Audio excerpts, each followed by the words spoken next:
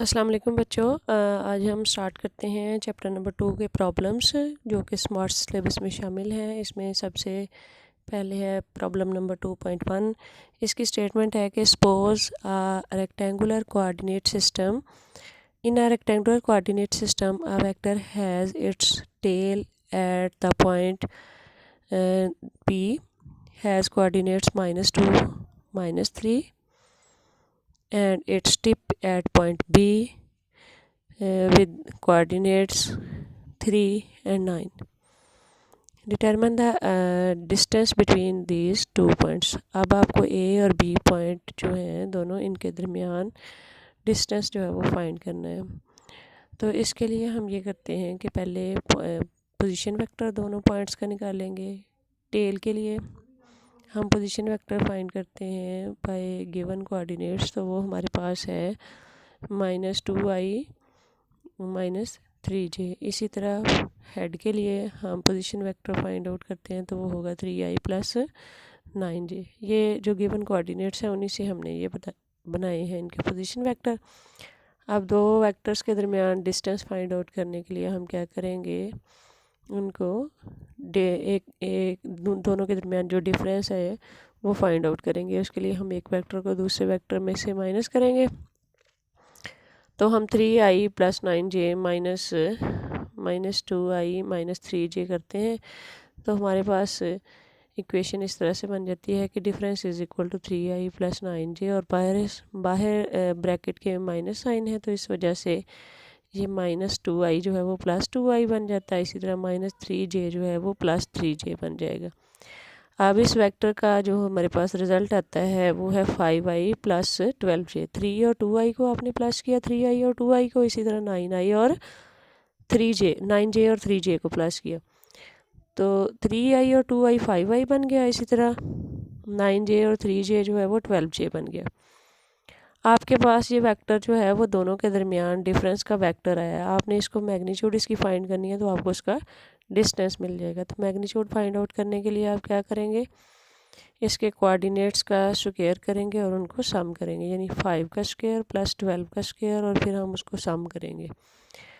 उसको सम किया और स्क्वायर रूट लिया, तो ये वेक्टर को मैग्नीट्यूड फाइंड करने का तरीका 5 का स्क्वायर + 12 का स्क्वायर, आपके पास 25 + 44, इसका स्क्वायर रूट लिया, इन दोनों को सम किया तो 169, स्क्वायर रूट लिया तो 13 यूनिट आंसर आ गया। ये है distance between head and tail. अब प्रॉब्लम नंबर 2.6 है। इसकी स्टेटमेंट है कि given that the vector A 2i is equal to 2i + 3j and vector B is equal to 3i - 4j, find the magnitude and angle of A में first question है कि C is equal to A + B, and second है कि D is equal to 3a - 2b। यानी आपको जो है पहले आपने फाइंड करना है A + B C वेक्टर जो आएगा आपके पास रिज़ल्ट, उसका आपने एंगल भी फाइंड करना है और उसकी मैग्नीट्यूड भी फाइंड करनी है। तो पहले हम C वेक्टर जो है वो A + B करके निकालते हैं। A वेक्टर + B वेक्टर हम करेंगे तो हमारे पास C वेक्टर जो है वो आ जाएगा 2i + 3j प्लस, इसी तरह B वेक्टर को प्लस करेंगे 3j - 4j। I जो पार्ट है I वाला यूनिट वेक्टर वाला, उसको I में प्लस करेंगे और J वाले पार्ट को J वाले पार्ट में प्लस करेंगे, तो 2i + 3i आ जाएगा 5i। इसी तरह 3j - 4j, ये 4j में से 3j माइनस हो गया, तो आपके पास -j बच गया। अब ये वेक्टर है आपके पास C 5i - j। हम पहले इसकी मैग्नीट्यूड फाइंड करेंगे। मैग्नीट्यूड फाइंड करने के लिए आपने इसके जो i और j के कोऑर्डिनेट्स होते हैं आपने उनका स्क्वायर करना है और उनको सम करना है। तो 5 का स्क्वायर प्लस -1 का स्क्वायर और फिर उसका स्क्वायर रूट लिया, तो हमारे पास इसके 26 का स्क्वायर रूट आंसर आया। 26 का स्क्वायर रूट लें तो 5.1, आपके पास 5.1 यूनिट C वेक्टर की मैग्नीट्यूड आ गई। अब C वेक्टर की जो मैग्नीट्यूड है, इसके बाद हम इसका C वेक्टर का एंगल फाइंड आउट करेंगे। एंगल फाइंड आउट करने के लिए आप लेते हैं theta is equal to tan inverse y component of the vector over x component. y component -1 है और x कंपोनेंट आपके पास 5 है। आप कैलकुलेटर में जो है वो -1 नहीं लिखेंगे, आप कैलकुलेटर में tan इनवर्स 1/5 जो है वो कैलकुलेट करेंगे। tan इनवर्स 1/5 आपके पास जो है वो 11 डिग्री आएगा। तो फिर आपको ये कैसे पता चलेगा कि ये आपने 360 में से माइनस करना है?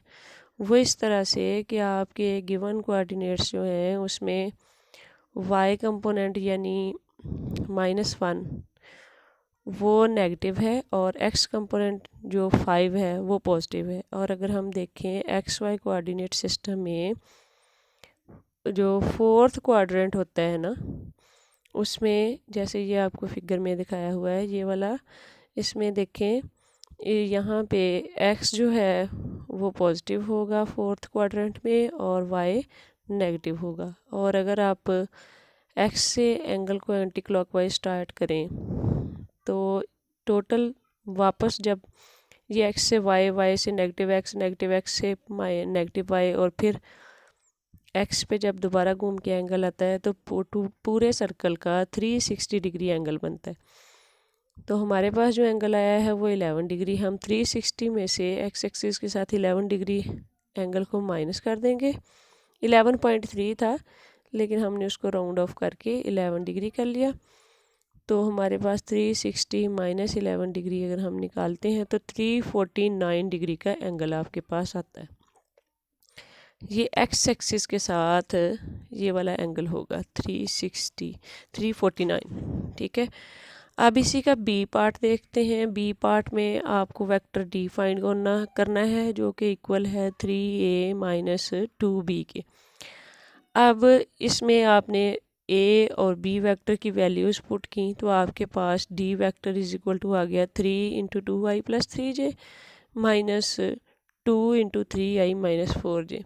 अगले स्टेप में आपने इनको मल्टीप्लाई कर लिया, यानी 3 × 2 6, इसी तरह 3 × 3 9, तो 6i + 9j आ गया, माइनस 2 और 3 मल्टीप्लाई हुए तो 6i, इसी तरह 2 4 से मल्टीप्लाई हुआ तो 2 और 4 8 आ गया। लेकिन ये 8 जो है वो प्लस का साइन इसलिए हुआ क्योंकि ब्रेसेस के बाहर जो है वो नेगेटिव साइन था। इससे अगले स्टेप में देखें, हम 6i में से 6i को माइनस करेंगे, i कंपोनेंट को i कंपोनेंट में से, तो हमारे पास i कंपोनेंट 0 आ गया। और इसी तरह j कंपोनेंट है 9j + 8j, इन दोनों को सम किया तो 17j। आपके पास डी वेक्टर जो है वो 17j बन गया। अब आपने डी वेक्टर की मैग्नीट्यूड फाइंड करनी है। मैग्नीट्यूड के लिए x कंपोनेंट का स्क्वायर प्लस y कंपोनेंट का स्क्वायर और उसका स्क्वायर रूट, और ये हम निकालते हैं तो हमारे पास ये 0² + 17 स्क्वायर तो इक्वल टू 17 आ जाता है, क्योंकि जब हम 17 स्क्वायर का स्क्वायर रूट करेंगे तो आंसर 17। ये डी वेक्टर की मैग्नीट्यूड आ गई। अब हम डी वेक्टर का एंगल निकालेंगे। डी वेक्टर का एंगल निकालने के लिए आपने क्या करना है, theta is equal to tan inverse y component over x component. y component 17 है और x कंपोनेंट 0 है, तो 17/0 करेंगे तो वो tan इन्फिनिटी, क्योंकि किसी भी नंबर को 0 से डिवाइड करें तो उसका आंसर अनडिफाइंड इन्फिनिटी होता है। और tan इन्फिनिटी कब होता है, tan 90 डिग्री पे इन्फिनिटी होता है। तो यहाँ से थीटा की वैल्यू आपके पास 90 डिग्री आ गई। ये आपने इस तरह से इसको सॉल्व कर लिया, आपने मैग्नीट्यूड भी फाइंड कर लिया और इसका एंगल भी दोनों वेक्टर्स का।